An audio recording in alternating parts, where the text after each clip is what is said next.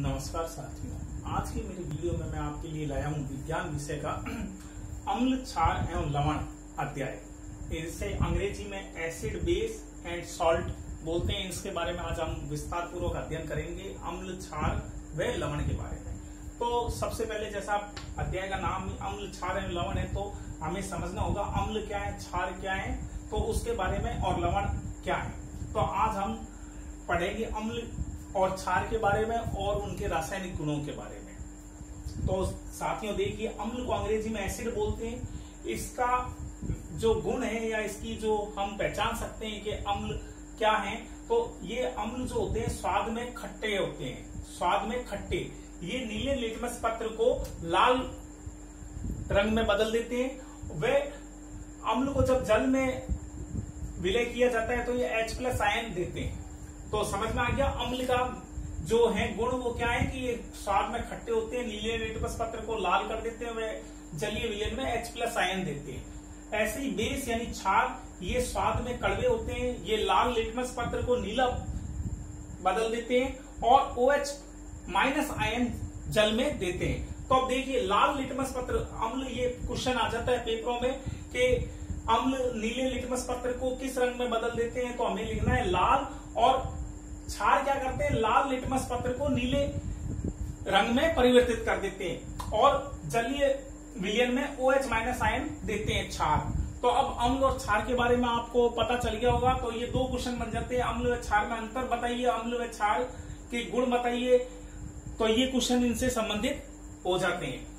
अब हमने पता चल गया कि अम्ल स्वाद में खट्टे होते हैं, नीले लिटमस पत्र को लाल कर देते हैं, वे H+ आयन देते हैं। ऐसे ही ये कड़वे होते हैं क्षार, और लाल लिटमस पत्र को नीले में बदल देते हैं और OH- आयन देते हैं। अब इनके उदाहरण, अम्ल के उदाहरण देखिए, HCl हाइड्रोक्लोरिक अम्ल कहलाता है। HCl का नाम है हाइड्रोक्लोरिक अम्ल, H2SO4 सल्फ्यूरिक अम्ल और HNO3 नाइट्रिक अम्ल इत्यादि ये अम्ल के उदाहरण है। ये प्रबल अम्ल कहलाते हैं।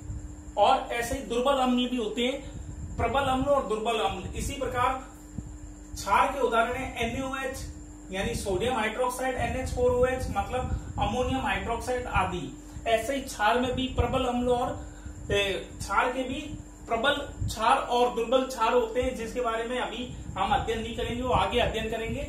अब इनके रासायनिक गुण, अम्ल और क्षार के रासायनिक गुण क्या होते हैं, तो देखिए, इसका पहला है, अम्ल व क्षार की जब भी धातु के साथ, कोई भी मेटल के साथ क्रिया करवाई जाती है तो वो क्या करते हैं, लवण व हाइड्रोजन गैस देते हैं। ये हमें ध्यान रखना है कि जब भी अम्ल व क्षार की धातु के साथ क्रिया करवाई जाती है तो वो क्या करते हैं, लवण और हाइड्रोजन गैस देते हैं। तो इसे हम इस प्रकार लिख सकते हैं, अम्ल की क्रिया जब धातु से करवाई जाती है तो लवण और हाइड्रोजन गैस निकलती है।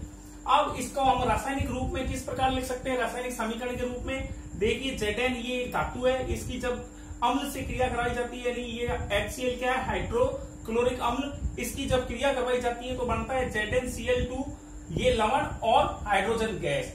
इसी प्रकार जब क्षार की धातु से क्रिया करवाई जाती है तो बनता है लवण प्लस हाइड्रोजन गैस। ठीक है, ये आपको बिल्कुल क्लियर हो गया होगा कि हमको बस इतना याद रखना है कि धातु से जब भी अम्ल व क्षार की क्रिया करवाई जाती है तो लवण व हाइड्रोजन गैस उत्पन्न होती है।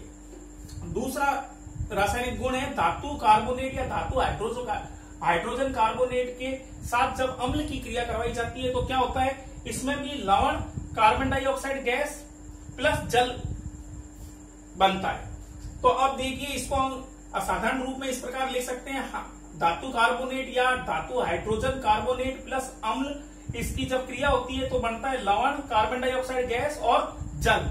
अब इसको रासायनिक रूप में हम रासायनिक समीकरण के रूप में इस प्रकार लिख सकते हैं, Na2CO3, ये मैंने ब्रैकेट में लिखा हुआ है, जो आपको मैंने पिछले रासायनिक अभिक्रियाओं के अध्याय में बताया था कि ब्रैकेट में इनकी अवस्थाओं के बारे में लिखा जाता है, S फॉर सॉलिड, AQ और G फॉर गैस और L फॉर लिक्विड। ठीक है, तो अब देखिए, इसकी जब क्रिया करवाते हैं Na2CO3 प्लस 2HCl, तो ये बनता है 2NaCl plus H2O plus CO2, यानी ये बन गया लवण, ये क्या बन गया, जल, और ये बन गई कार्बन डाइऑक्साइड गैस। इसी प्रकार जब धातु हाइड्रोजन कार्बोनेट की क्रिया करवाई जाती है अम्ल के साथ तो क्या बनता है, देखिए NaHCO3 प्लस HCl, तो ये बन गया NaCl H2O प्लस CO2। तीसरा है उदासीनीकरण अभिक्रिया। उदासीन मतलब जो न्यूट्रल हो, जिसमें उदासीन हो, जिसमें किसी के भी गुण ना हो, वो क्या हो गया? उदासीन। तो अब इसको साधारण रूप में हम समझ गए। अब इसको देखिए, जब अम्ल व क्षार की क्रिया करवाई जाती है, आपस में अम्ल और क्षार की क्रिया करवाई जाती है, तो क्या बनता है? लवण व जल बनता है। तो इसे ही उदासीनीकरण अभिक्रिया कहते हैं। ये अभिक्रिया क्या कहलाएगी? जब अम्ल और क्षार की रिएक्शन करवाई जाती है या क्रिया करवाई जाती है, तो उस क्रिया को क्या कहते हैं? उदासीनीकरण अभिक्रिया। तो अम्ल व क्षार की जब क्रिया कराते हैं तो क्या बनता है? लवण व जल। यानी उदासीन अम्ल के गुण और क्षारक के आपस में गुण मिलकर, दोनों मिलकर के क्या हो जाता है? लवण बन जाता है। और इसमें तो इसका उदाहरण देखिए, जब अम्ल और क्षारक की क्रिया करते हैं तो प्लस रासायनिक रूप में इसके लिए क्या है? अम्ल है, और ये NaOH एक क्षार है, इन दोनों की आपस में क्रिया हुई तो ये NaCl बन गया प्लस H2O, NaCl, और ये जल। इसको मैंने समीकरण को HCl प्लस H2O। तो मुझे उम्मीद है कि आप अम्ल और लवण के अच्छी जानकारी होगी और अब इससे संबंधित कोई भी उन्हें कर सकते हैं। तो साथियों, फिर मैं आपसे एक बार निवेदन करना चाहूंगा कि अभी तक अगर आपने मेरा वीडियो लाइक, शेयर और सब्सक्राइब नहीं किया है तो उसे कर दीजिए और बेल आइकन को दबा दीजिए, ताकि आपको मेरे नए वीडियो ऐसे ही लगातार मिलते रहें। धन्यवाद।